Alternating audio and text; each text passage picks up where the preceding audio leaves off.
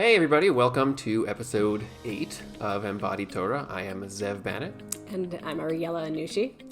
And this episode, by request, is entitled Kibud Avayim, which is Hebrew for the potentially respect, honor, dignity. We're going to talk about that. We're going to have to try to explain what it means exactly regarding our parents. And it's actually a pretty complicated topic. There's a fair number of things to sift through and work out, as there often is when there's a requirement, seemingly, for respecting somebody else. It's kind of a hot topic nowadays. Oh, who deserves respect? Does everybody deserve respect? You only deserve respect if you behave in a certain way. And here we have the Torah telling us that we're supposed to have kavod and Yira, by the way. So another issue that we have to figure out. Kibud avayim and also yirat avayim. You have to have both of those things. Kibud usually translated as respect. Yira usually translated as fear. And unfortunately, or fortunately for us for this episode, we're going to unpack those. Yeah, both those terminologies don't really capture anything in English, so we have a lot of things to figure out in the episode. So, yes. So before we jump into all of that, because there's a lot to talk about, I want to take a moment to make sure that we're present before engaging in this topic. I know talking about parents, and for those who are already parents, also your relationship with our children, it can be touchy, it can be sensitive. So I want to invite us into a more present state before we engage in this conversation. So whether you're watching or listening, I'm going to invite you to take a moment to let your feet find the ground. If you're sitting, let your sits bones find the support. And if you're comfortable closing your eyes, go ahead and close your eyes and just take a moment. If it feels comfortable, take a nice deep breath in through the nostrils and out through the mouth.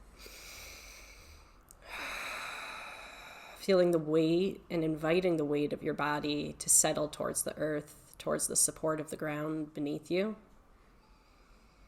Becoming aware of the levels of tension in your body. How much is your body willing and able to receive the support available to you right now? And notice without judgment or criticism if there are areas of your body that are holding themselves away from the ground.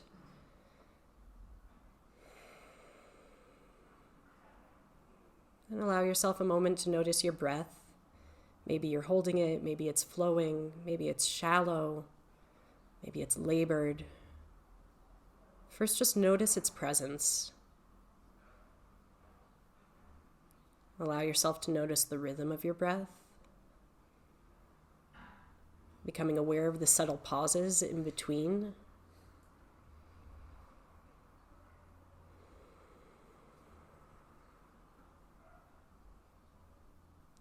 And notice the thoughts or feelings arriving with you in this moment without becoming involved with them. So acknowledging their presence without going into them, unpacking them, engaging with them. And if you're having difficulty with that, I'm going to encourage you to bring one hand to your heart, one hand to your abdomen, and focus on your breath, the flow in and the flow out, the receiving and the releasing.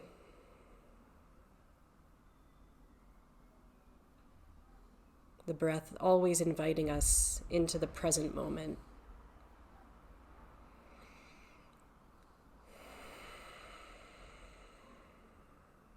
And a moment of compassion as we accept ourselves as we are, without expectations of the breath being a certain way, without expectations of receiving support or letting go of tension in any particular way, just acknowledging where we are right now, our physical body, our energetic body, our thoughts, our feelings.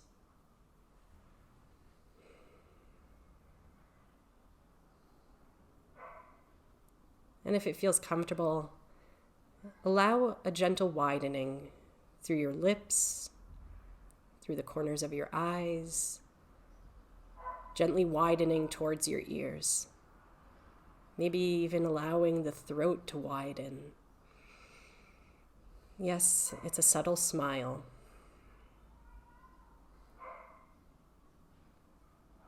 Inviting our body, our thoughts, our neshama to be in a state of joy of gratitude for this present moment, for our existence, our presence. And setting an intention to engage with this learning from that place of gratitude, of joy. And if anything that we say brings you out of that state, pause the video, bring your hands back to home base, take a moment, go through this sequence again, and continue from there. So when you're ready, allow your eyes to gently open, taking in a little bit of light and color.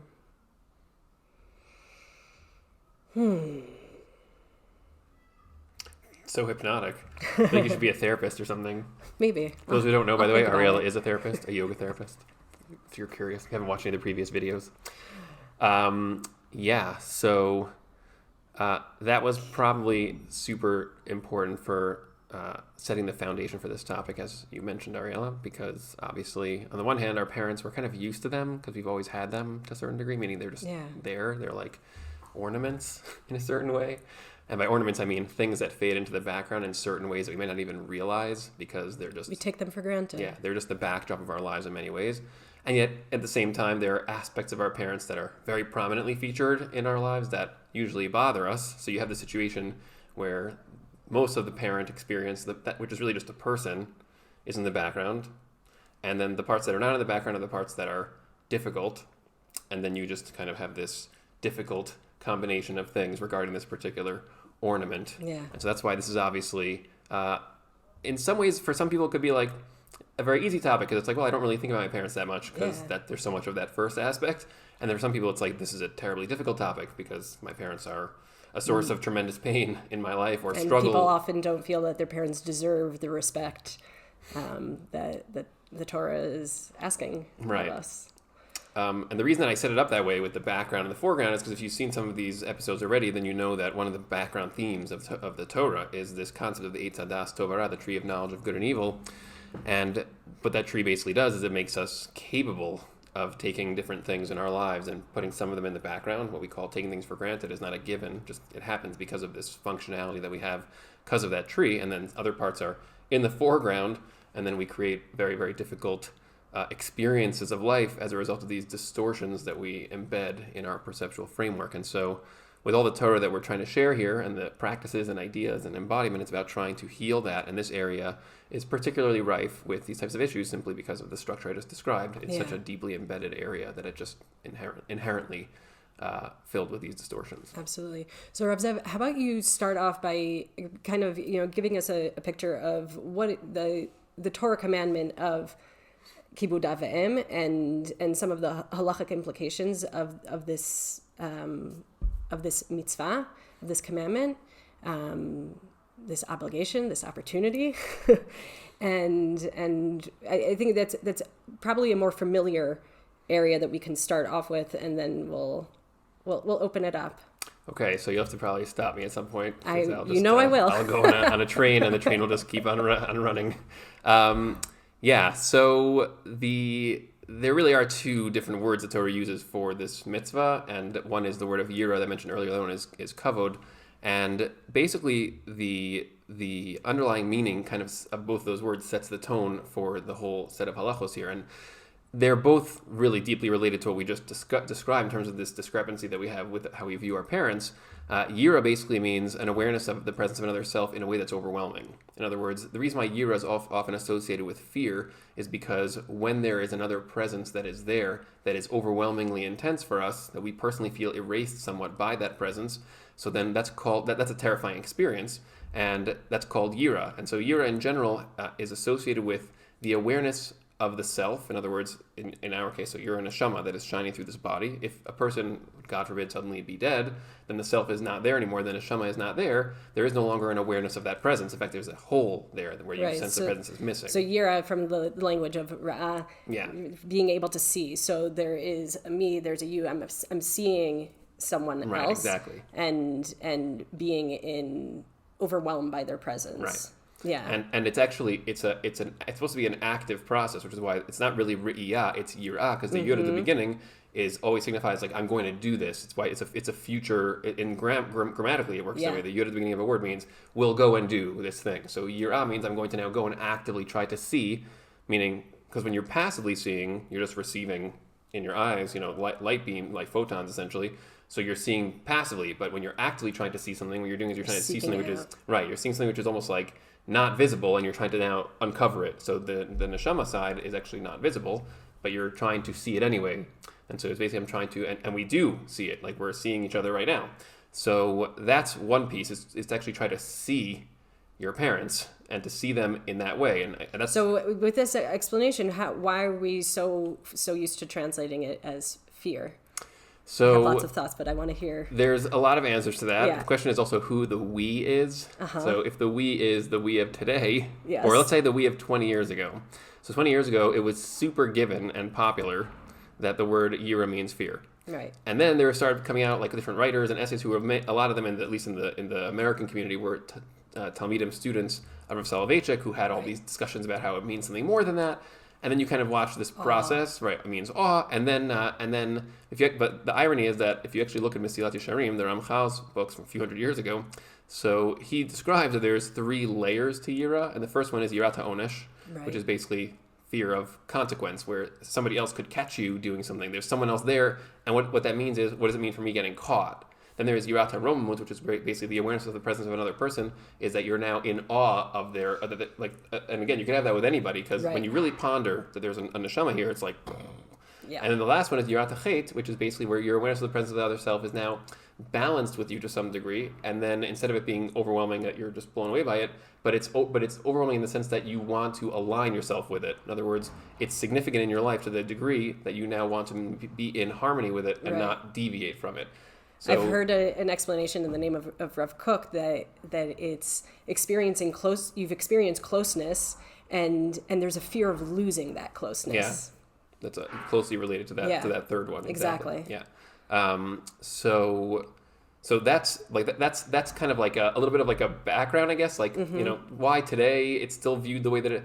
I mean, there ultimately with a lot of these things, a lot of Torah concepts, when we speak English, we automatically just lose the meaning. Translation is interpretation. Yeah. And it's almost like it's ironic because when I speak to Hebrew speakers in the land of Israel, so often it's obvious that the word Yira does not mean fear. In fact, we don't even talk about it because the word does not sound like fear. The word for fear is pachad, and it's a different word, and it shows up in the Chumash also, and it's an important word.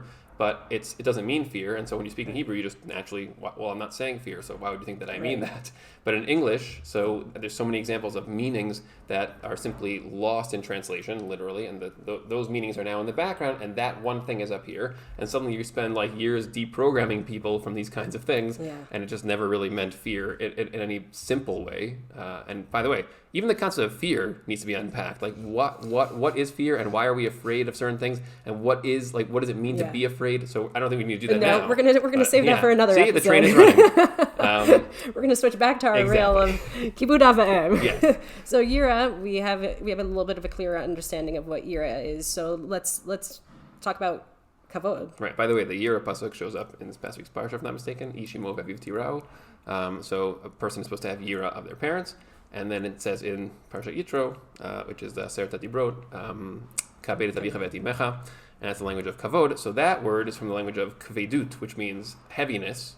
But when something is heavy, so we talk makes about an imprint on right, us. an impact. In other words, like we have this like a minhag when somebody important comes into the room, we stand up. So think about what that is for a second. Like they're coming into the room, they're making an impact on the room, and how do you see that impact? Because we stand up to reveal the impact that they're having. Now, it can also have an impact where we don't follow that minhag, and you're like, I don't know, at a party or a wedding or something, and like the prime minister walks in. Of course, everyone's going to turn to look. They're all holding their champagne glasses and turning to look at the prime minister. That's an impact. That's also that's the concept of kvedut that we're talking about here. That when a person walks into the room, so now their presence is felt, and now it leaves a mark. Now, you'll notice that's very closely linked to the concept of Yira. In other words, Yira is also essentially the awareness of the presence of another self, but in a sense that's overwhelming. Kavod is where you, and that's why also in halacha, by the way, we have examples of this where you can stop in the middle of certain parts of davening for another person if you have kavod for them, or if you have Yira for them, and those are on a scale. So kavod is like, I feel your impact in a way that's like, yeah, this person really impacted me, versus like I have a year of you, like I can't even, like you're overwhelming my existence with your presence. Yeah. And those are different things. Kind of like if you meet your celebrity crush or something. It's a concept that is super about. popular in the world. You meet somebody that you're very into in some way, and then if you have kavod for them, it's like you meet them. You're like, oh, this person is someone I'd be interested in talking to.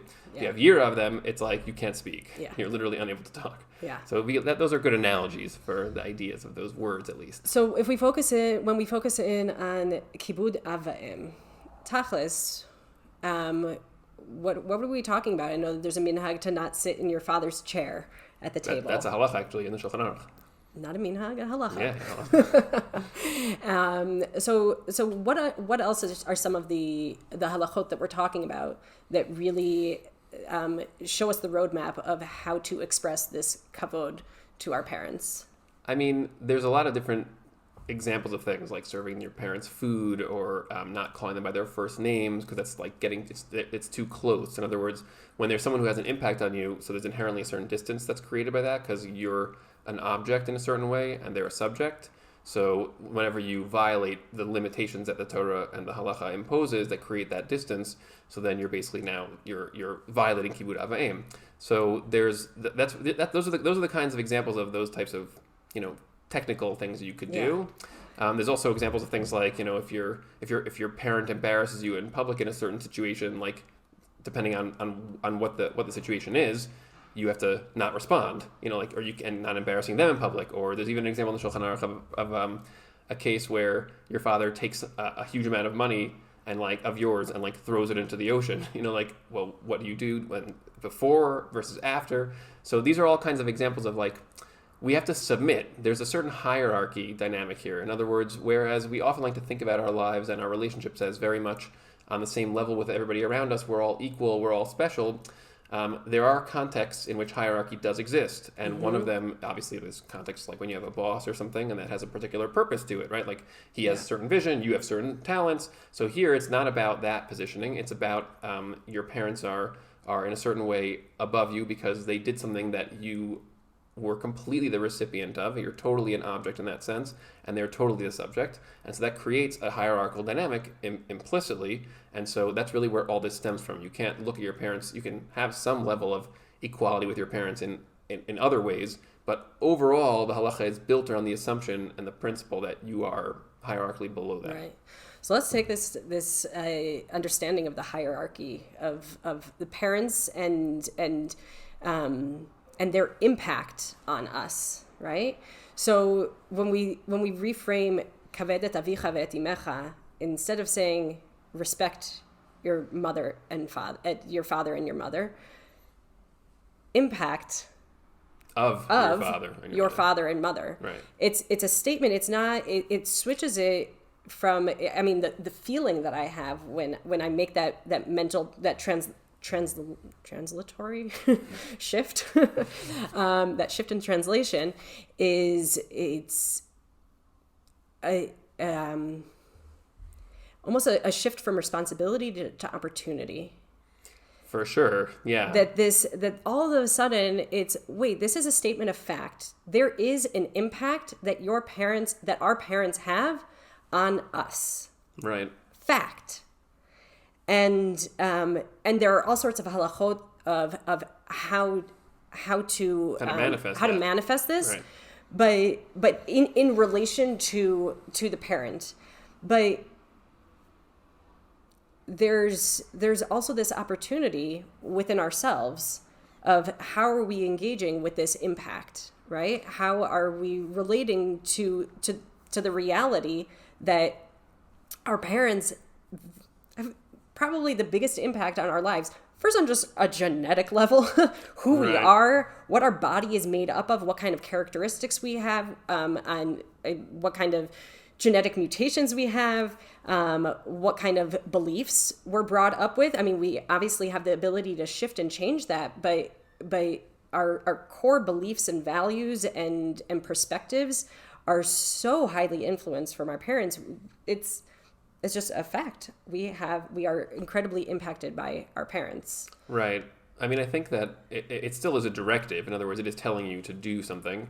But I think that the difference between saying, and I think this might be a cultural influence that we have as English speakers in the English culture, is when you say to somebody, respect your parents, so that's more of like a, like we, right, right, we feel that as in a childish way. The difference between that, though, actually, and saying, develop awareness, essentially, in your actions and express this awareness in an escalating or accumulating basis, that your parents had an impact on your existence, or are a core impact of your existence, is that it just provides context.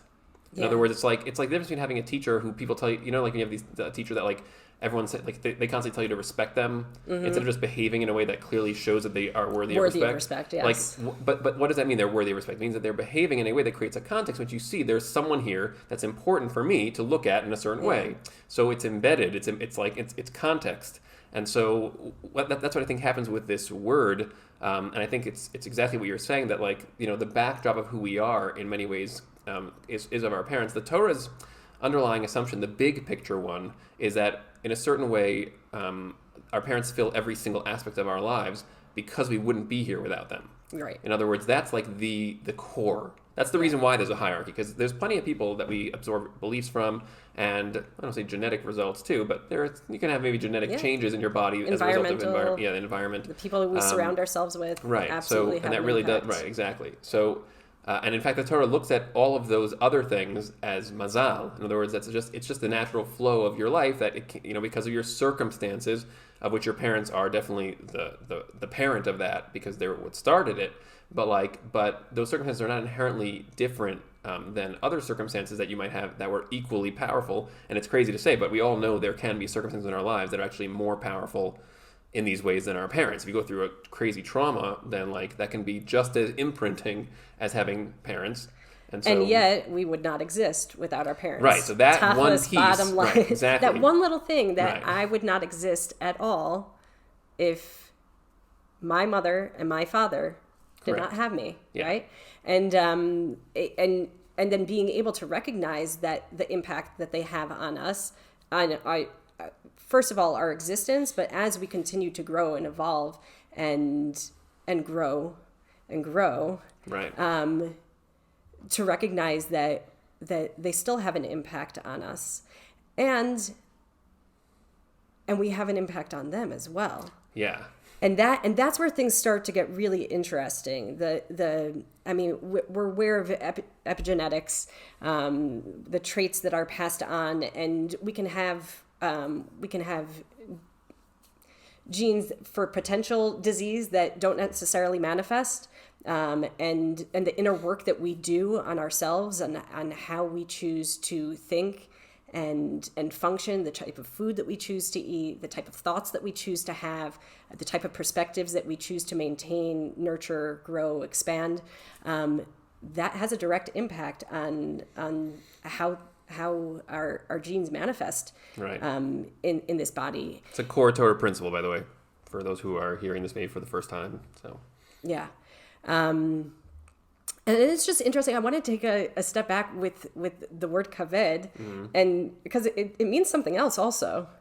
It means a body part. Where our liver is called the kavod, and the liver is located on the right side. It is a huge organ, really taking up a lot of space in the body, and its function is to filter. It's the first stage of filtering from what we take in and how the body then digests and absorbs everything else. And when we think about our parents, the hierarchy, and even the halachot that we have in regard to kibud av va'em, there is a filtering system that's going down. Our parents, they might embarrass us in public, and it doesn't go back up. We don't shame them. Right. We filter through and we choose what am I letting have an impact on me? How am I letting this impact me? And what am I choosing to filter through for myself, for my children, for the generations to come? And the healing opportunities that we have when we're actively engaged in this process of awareness of, hey, my parents, they inherited all sorts of stuff.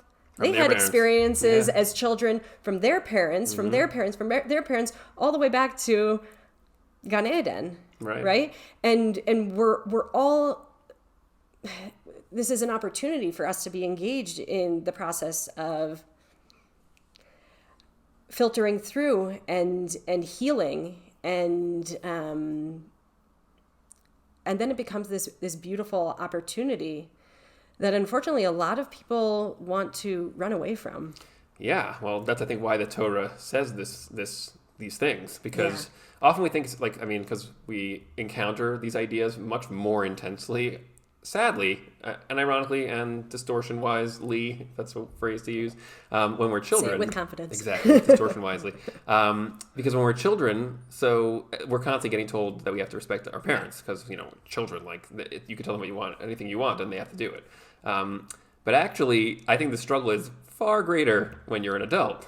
Yeah. And it's because at that point you're like, but now I'm the same. I equal them. Even I'm actually a parent, so now I'm equal to my parents, and we're the same now. And that's actually where, like, the rationale, the das tovara distortions, like, they actually become much more insidious in a certain way. And I don't just mean insidious like you're so mean to your parents and you shouldn't be. I mean insidious like from a truth place and from a toxin place of having a falsehood slowly embed in your mind that you lose touch with the backdrop that you just described, right? Like, there are really two ways I think people evolve in their relationship with their parents, then they diverge dramatically. One is that they outgrow them, and they're like, well, okay, like, I'm done with that. And the other one is that the Torah way is to begin to more and more deeply see what is coming down to you from your parents and register all of that. And that's really where the kavod idea you're bringing up really comes in so powerfully, because, you know, there's a book called 7 Habits of Highly Effective People. Great book. Right on the shelf. Excellent. So in that book, they call it rescripting. It's basically like, well, you got handed a script by your parents, and now you can rewrite the script. But I think this analogy is actually 10 times more powerful, because it's like you sense the flow of the scripts, of the information in this analogy. And then what the liver does is it basically, like you said, right, all the foreign matter that comes into the body, the liver basically kind of like it receives it, and then it organizes and cleanses and removes. Filters. And the goal of it, though, is to balance the blood, really. Exactly. And the balancing of the blood is essentially what we're trying to do. In other words, it's like we have the backdrop, we have the parents with all the things that they shared, and of course they're not perfect because none of us are, but then it's like, let's now bring balance to our particular flow in the transmission process through the filtering that we're doing. And the core of that is, first of all, is to recognize that it's even there, right? That's stage one. Don't forget that your parents exist, which is, again, that's the more divergent opposite option there. But then step 2 of that is to recognize that just seeing all of that clearly in terms of how to balance it out is necessary for the we'll call it now, using the analogy fully, the health of the organism. I don't just mean the health of the body. Yeah. And so, and of course there's obvious examples like what kind of parent you're going to be and like how you treat other people. And that's very practical, and I'm totally down with all of that. It's useful to talk about it.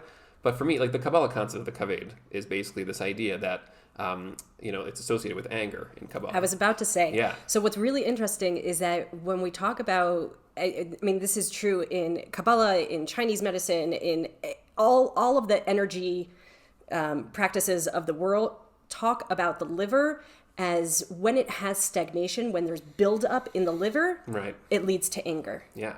When there is flow, when it's in a healthy state, there is creativity, there is nurturing. It's connected to this time of year, to springtime, to wood, to building, to growth, to all of this wonderful stuff. But when there is stagnation, when there is constriction, when there is holding on, right, there is explosive anger. Right. And we already know the midah of anger is horrible. I mean, it causes problems. It causes a lot of problems. Yeah. And when we like to sing the song, Mitzvah Gedola Liot B'Simcha Tamid, but it's not just a cute song that we say. We cannot have creativity. We cannot have growth and development and flourishing when we're in a state of anger.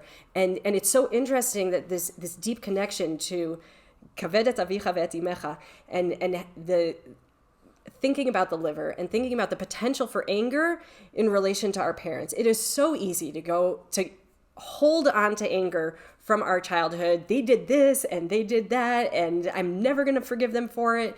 And hopefully as we get older, we're able to have more compassion and understanding of, wow, they were doing the best that they could. Parenting is really hard, and seeing a person for who they are is really hard. And we're all doing the best that we can with the tools that we have, and being able to find our way back to gratitude and joy, which is why I wanted to start off this conversation really inviting us back to that place, because without it, we build up this anger, we hold on. And something really interesting is when there is stagnation in the liver. I know in Chinese medicine they talk about it, and this is just true. We see it. For women, there's a restriction of milk flow, and they stop their ability to their ability to nurse their babies is restricted, is diminished. Makes sense. Our ability to give life force is it's very hard to give when you're upset. Exactly. So just that intergenerational, the impact that we have, that flow of connection from parent to child to the next child, is huge. Right. What's interesting is that when I was younger, so I was learning regular Musar Svarim and things like that. These are books to work on your character traits, and they describe the structure and mechanics of anger, which I was fascinated by because it's like the doorway to the foundations of things, and it's always associated with arrogance. In other words, you get angry if you're arrogant, and then it's like, well, let's define what that means. And what that is, it's like you get angry when there's an expectation that you have of how things should be that is then violated. Yes, that's what triggers anger. Now, what's intriguing about that is on the Musar levels. Okay, so that's useful. Okay, so my expectations are a certain way, and they got violated, so now I'm angry. Okay, I understand that. The Kabbalah map, which is much more akin to the filtering description of the liver that you presented. So it's actually, the description is more like, the kavod is also associated with justice, with mishpat. Right. And it's because what mishpat actually is what you described, right? When there's a buildup of some kind of distortion in the system, and it could be one event or an accumulation of events in the system, of existence, of your body, whatever. So then the system begins to cry out for justice. In other words, for balance. It needs to be brought back into balance, which is what kapara is. It's basically there's all these terms in halacha, in the court systems, that are about bringing that balance back. That's what, and mishpat is essentially trying to bring that balance. That's why we say, like in Shmon Esrei, the paragraph about hashiva shoftenu kevarishona, it's like about justice, says v'haser mimeni hagon v'anacha, and remove from us all of the the sighs of despair. It's because what are sighs of despair? When you start to feel like there's just no justice, it's never going to work out. No one's going to ever, it's not going to rebalance. Yeah. And the world doesn't care, the judges don't care, the police don't care, and someone's just destroying your situation, and there's no way to balance it and fix it. And so that's the concept of what the liver is, right? It's the filter that is designed to clear out the imbalance, to bring the system back into proper balance, proper harmony. And so what that leads to is, and we can understand what they mean in the Sifrei Musar when they talk about anger is like a function of your expectations. Well, when you start to accumulate distortions in your perceptions, so then you begin to develop distorted expectations. And then you become a part of the imbalance in the world, because anger, things should be this way, and you bring more distortion to the world, and inside yourself you're going to sense that, and that's actually manifest as anger whenever that doesn't go the way that you want. So you inherently sense that something is wrong, and the irony is that you're wrong. In other words, your expectations are the ones that are distorted, and that's why you basically have to look to the Torah and figure out, what am I supposed to be expecting? In other words, what is supposed to be happening here, and then how can I adopt those expectations and then become a part of the solution and the bringing of balance. And that heals anger, because then you're actually taking action in the unbalanced state to bring balance. And so you'll feel a lot better. It's like, oh, the problem is this, fine. And I'm not doing enough to bring the balance to that problem. And now if I go and take action, then you won't feel angry anymore, because you're like, I'm doing the thing that's going to fix the problem, and I understand what the problem is clearly now. And this is hugely applicable in the world, especially now. I would even just break that down, because you mentioned a few steps, and these are really important, really, really important. Recognizing it, right? Acknowledging this is happening. I'm in a state of anger, right? And then the second step is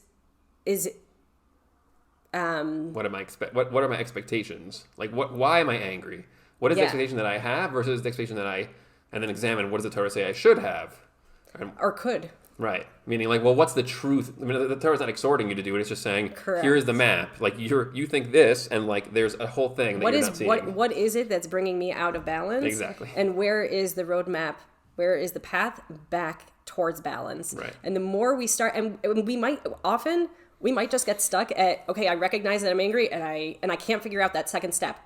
You're still doing something really important just by becoming aware of our state of anger, right? Just that stage alone. And the more we practice that, then we can, that second step will start becoming a little bit more clear. Right. And the more we engage with I might not have the answer, but I'm going to keep asking the question, and I'm going to keep acknowledging where is the opportunity, where are the potential steps that I can take back towards balance.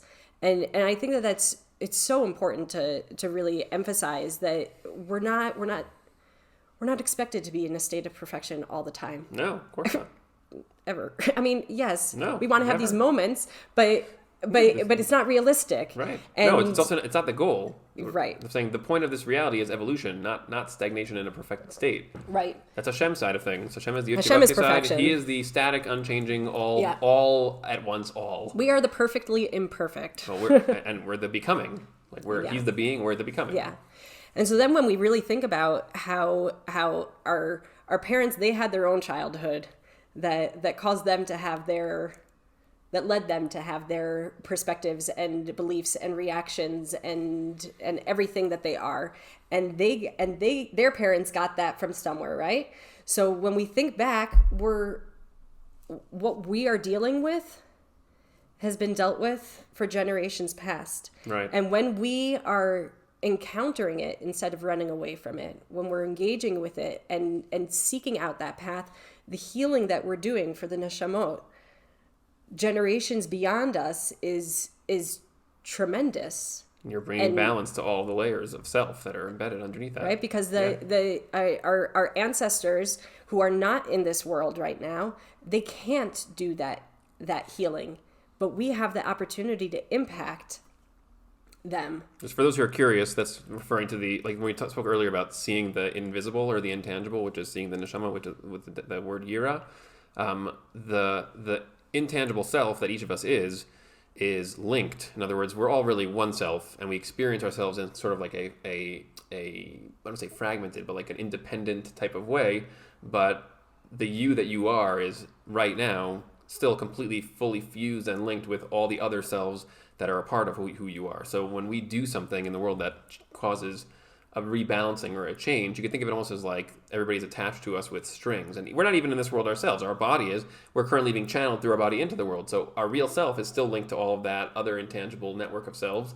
And whatever you do, you vibrate that system and bring it to higher states of balance, which is exactly why we talk about this idea of like aliyat neshama, when people make a bracha for somebody who's already passed away. Like that's what that is. It's because we're actually not here either. We're just linked to here in a certain way. And when we think about that, it's really powerful. There are as much as we have an impact on them, they're still having they are still having an impact, and they're trying to help us. Yeah. They're actively trying to help us when we really become open to that. I mean, that's also again a very multi-layered concept. I'll just throwing this out there. Like the Torah does not believe in linear time. What that means is that, like from Hashem's standpoint, which is the highest state, we'll call it, the ultimate reality. So He is in all times at once, right? And we are currently linked to bodies that are largely fixed in the flow of time. I say largely, I mean because we are moving. Like our bodies are moving through time. They are changing and evolving as time evolves around us.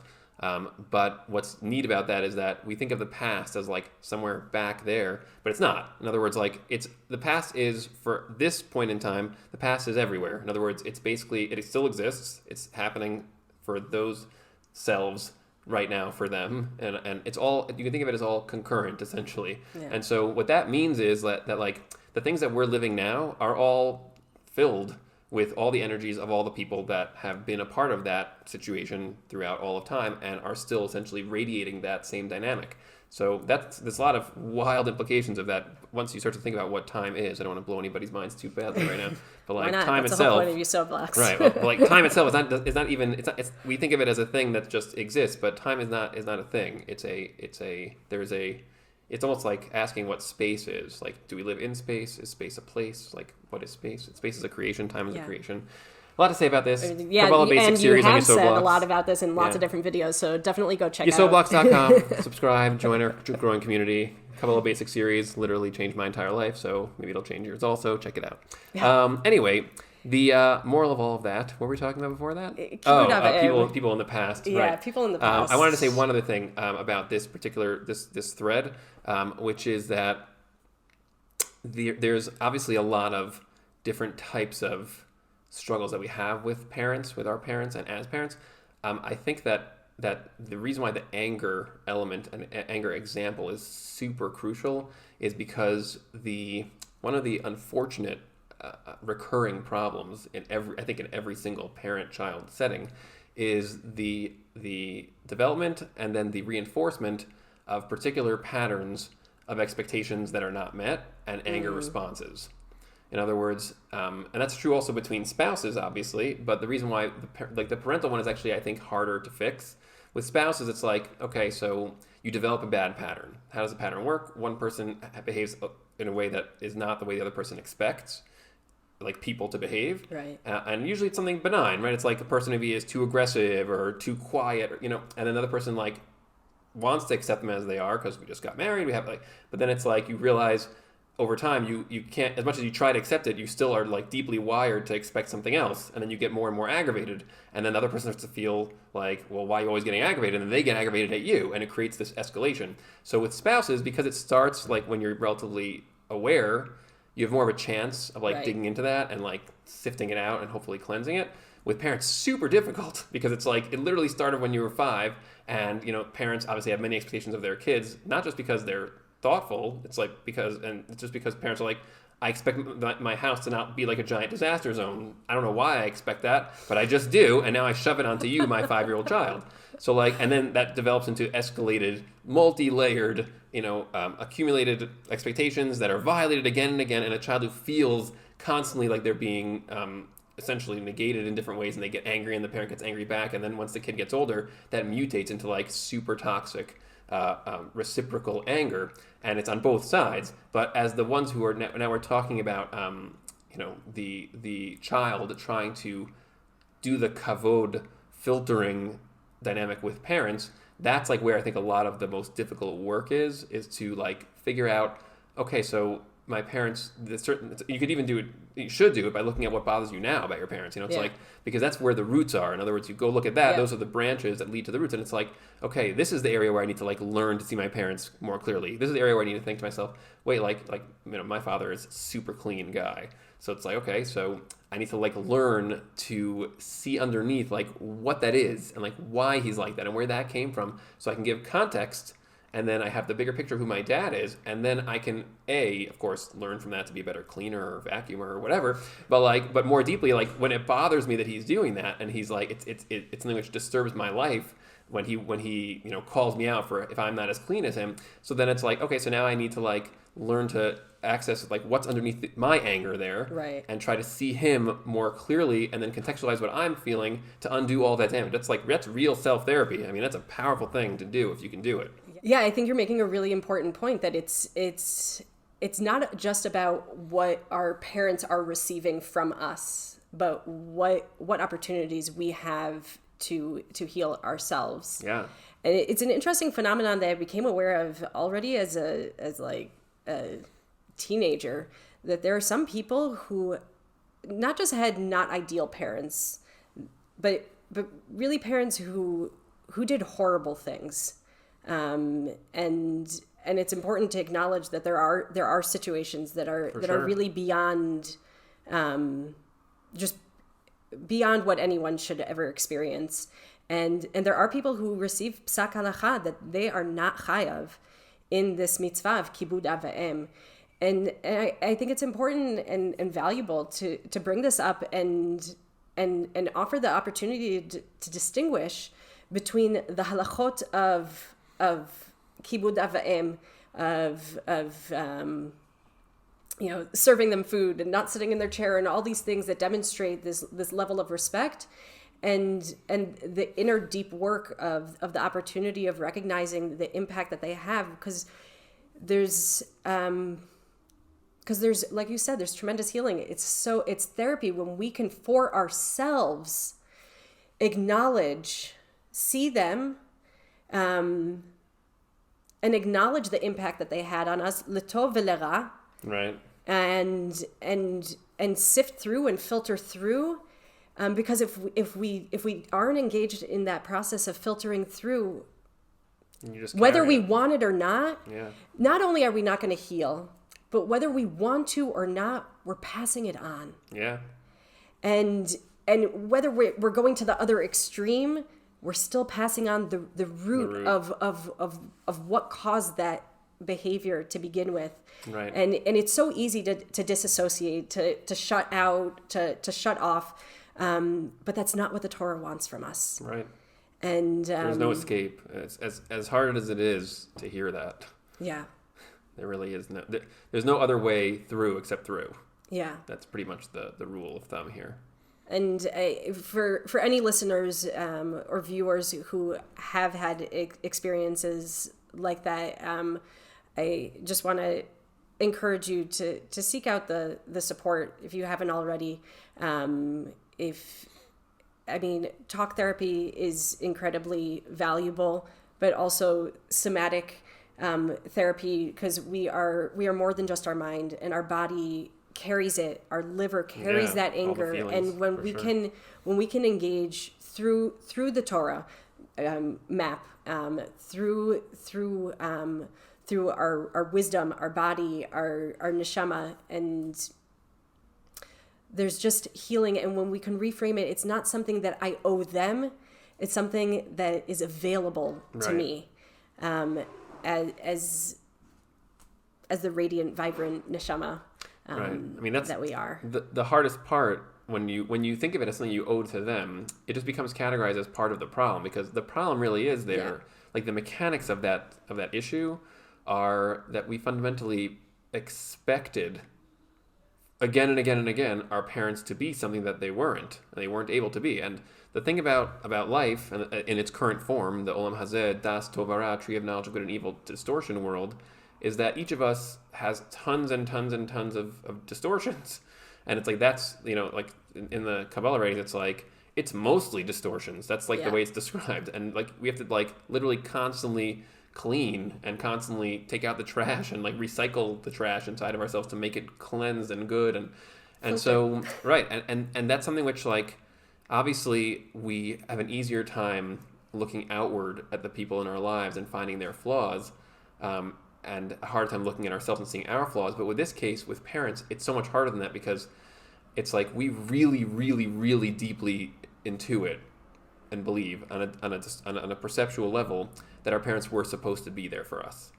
It's not until the age of, what is it, 2, I think, that we actually start to identify ourselves as separate beings from our parents. Like when in early childhood, we have no concept that there is a parent and a child as separate They're just a part beings. of you, and they're supposed to, and therefore they serve you. They're just an extension of you. Right. So it is deep, it is profound, it is complicated, and it's worthwhile. Right, but those expectations, they end up becoming so deeply embedded, and then it leads to so much anger. Yeah. And that's really the work I was just describing. I gave a very simple example. It's super benign, obviously, but the ultimate, like, the mechanical solution, to use the word mechanical in a way that's more helpful than just, I don't mean mechanical in a way that's dry. I mean, like, here are the things that you can tinker with. It's basically to ask yourself, like, what you expected them to be, and then to face the unchanging fact of what they were, and then to do the hardest thing, which is to say, I'm going to let go of that expectation, because just like and again, not in any way to, you don't have to justify or be like, no, it was okay that they did XYZ horrific things, but just to say, like, the world is filled with distorted people. I'm also one of those. Everyone has a complete different setup of distortions. Yeah. I don't know why Hashem wanted me to have this particular backdrop to my life, and that's another discussion. And I don't need to know it in order to... Right, meaning I might need to know that for other reasons in other areas, but like this part of it, I'm gonna like let go of it, and you're gonna have to do this. You have to do this every day, basically, because it's not like it's gonna stay let go of. Your mind. No, but like we said before, it, with engaging with our anger, the more we practice it, the more we become aware of it, the more accessible it becomes, and the more it becomes our habit, our nature, our perspective. Right, and I guess I'll just end with this point, which is a throwback to earlier episodes, that the world of expectations is synonymous with the world of perception. In other words, it's how you perceive it fundamentally. And so you can't just tell yourself in your mind again and again, oh, I shouldn't think that way, I shouldn't feel that way. That's not what I mean. That's why I keep talking about the mechanics. Yeah. It's you have to recognize how you see it and learn to see it just as deeply, which is impossible, but see it constantly deeper, differently than that. And that will then trickle into your thoughts and into your feelings. And whether it's through therapy, through yoga therapy, through talk therapy, whatever you're doing, but the things that will ultimately begin to influence your perceptions, that's what's going to create the key to fixing that over time, or at least healing it somewhat. Okay. We talked a lot about a lot of different topics. Yeah. We probably missed some stuff. So if there's something that we missed that you would like us to discuss, please leave a comment. Please be in touch with us. Yeah. We would love to continue hearing from you guys and let this conversation continue. Yeah. You can contact me at any point, yesodblocks.com. There's a WhatsApp link there. And Ariella is at Yoga with Ariella. yogawithariella.com. And that's so we'd love to hear from you both there and in the comment section of this video. And thanks so much for joining us. See you next time.